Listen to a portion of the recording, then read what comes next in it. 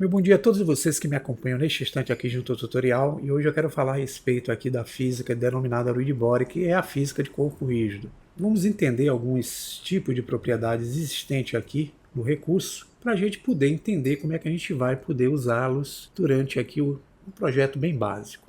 Eu vou começar com o objeto, que é o cubo, e vou trazê-lo cá para cima.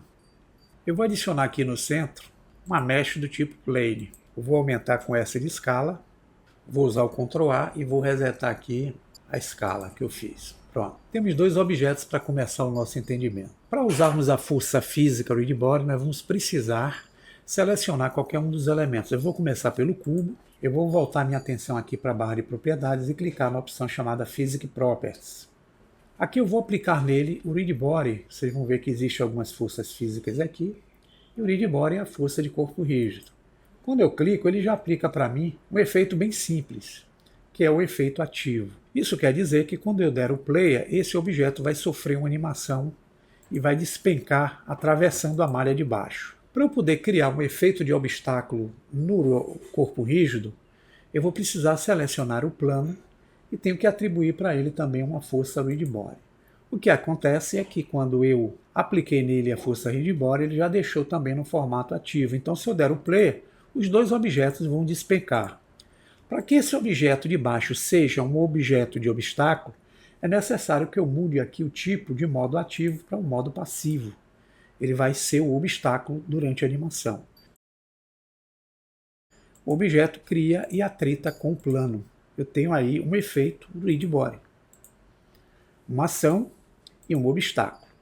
Se eu seleciono o plano de baixo e inclino no eixo Y, notem que o objeto de cima ele vai escorregar sobre a superfície.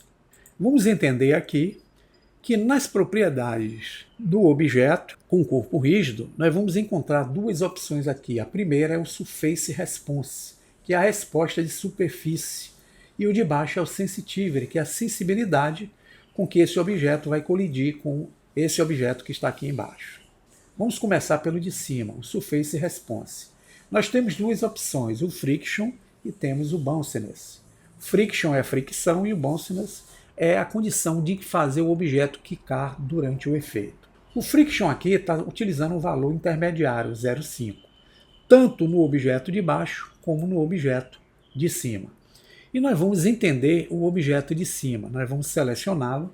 Se dermos um play, o efeito do objeto vai ser esse, ele vai colidir com a superfície e vai escorregar. Esse friction aqui faz com que a gente controle essa força de fricção.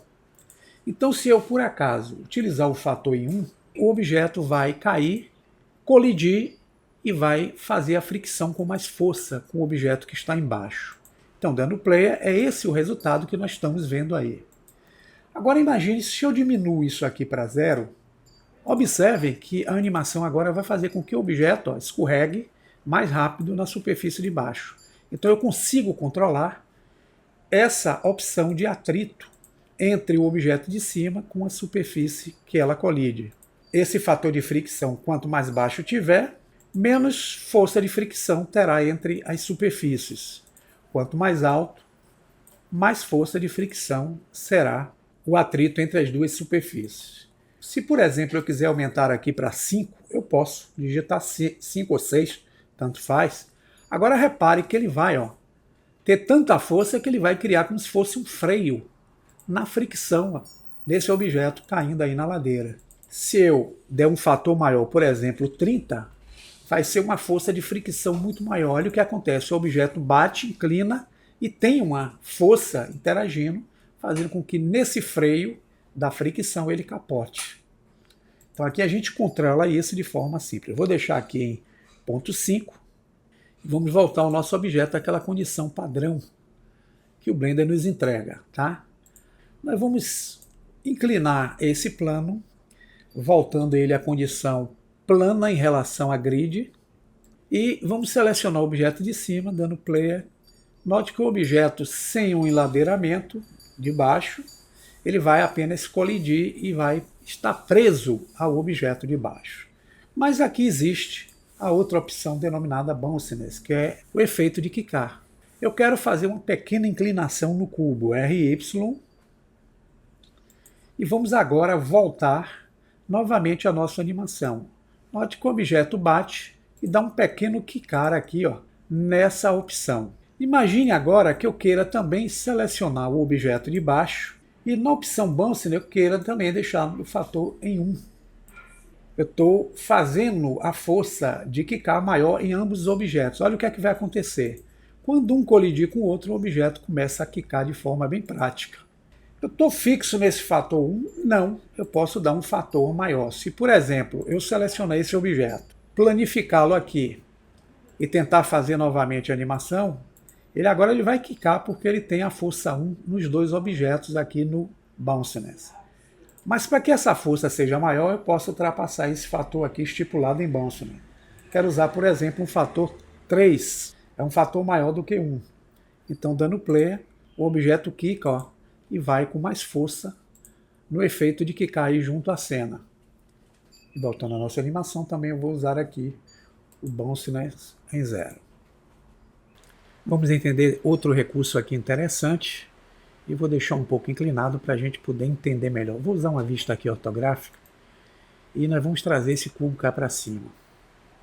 Selecionando de baixo, repare que esse objeto de cima, ou objeto de baixo, nas suas propriedades, se nós voltarmos a nossa atenção aqui para a força física, vocês vão ver que nós temos a guia chamada Sensitivity, que é a sensibilidade. É nela que nós vamos encontrar essa opção chamada Collision Margin, que é a margem de colisão. Se nós ativarmos essa opção, e determinarmos aqui um distanciamento de colisão entre o objeto de cima e o objeto de baixo, nota que ele está usando aqui 0.04. Dando play, o objeto vai chegar até um determinado ponto, se vocês aproximarem, ele tem aqui, ó, um distanciamento de 0.04, que foi estipulado aqui entre esse objeto e o de cima.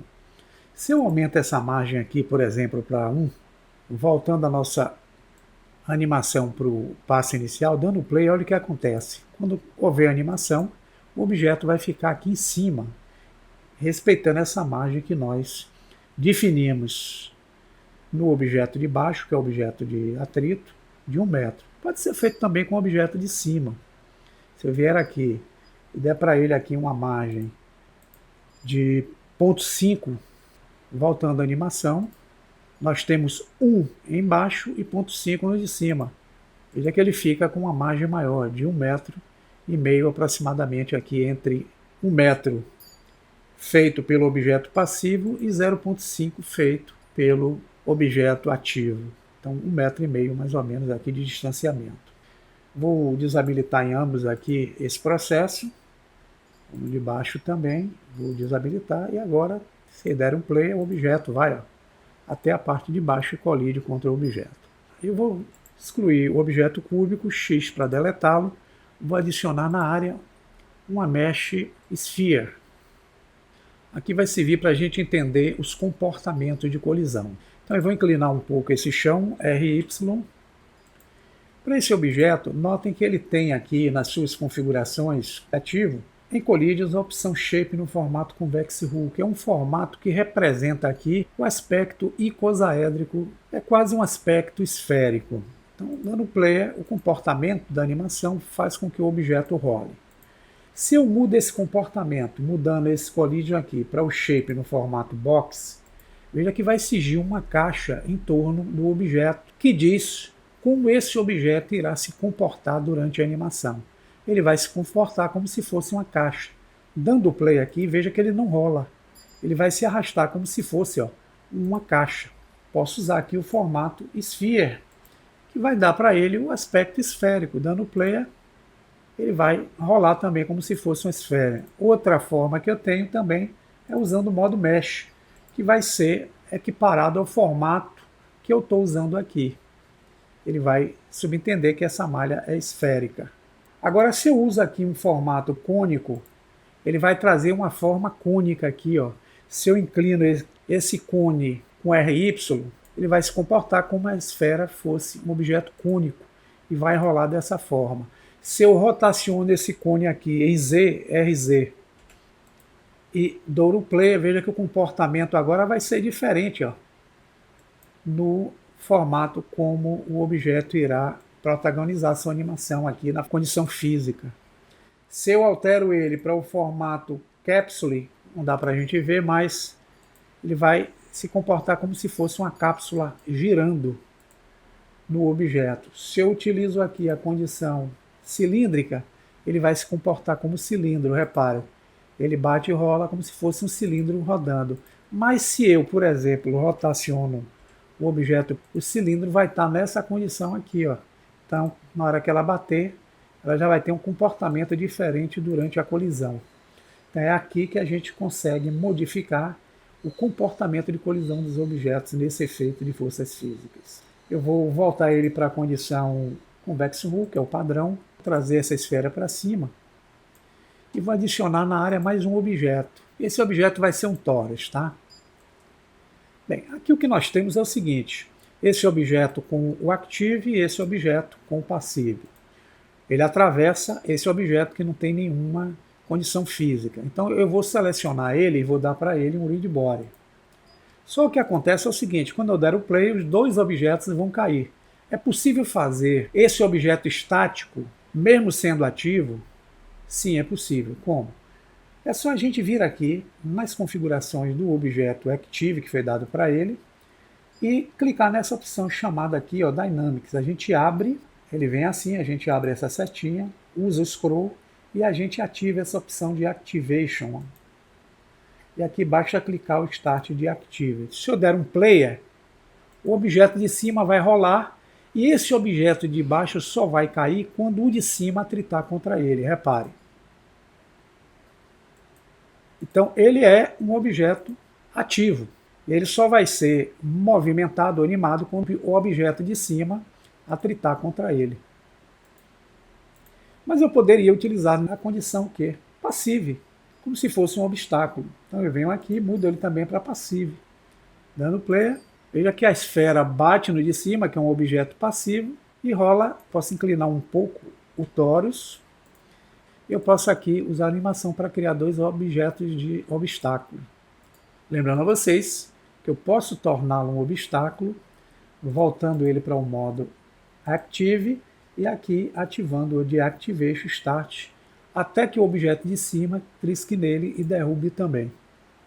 Pronto.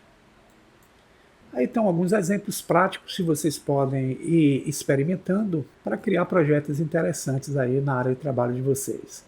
Espero que possam ter entendido aqui a ideia. Bom proveito e até um próximo vídeo. Um grande abraço a todos vocês e uma feliz Páscoa.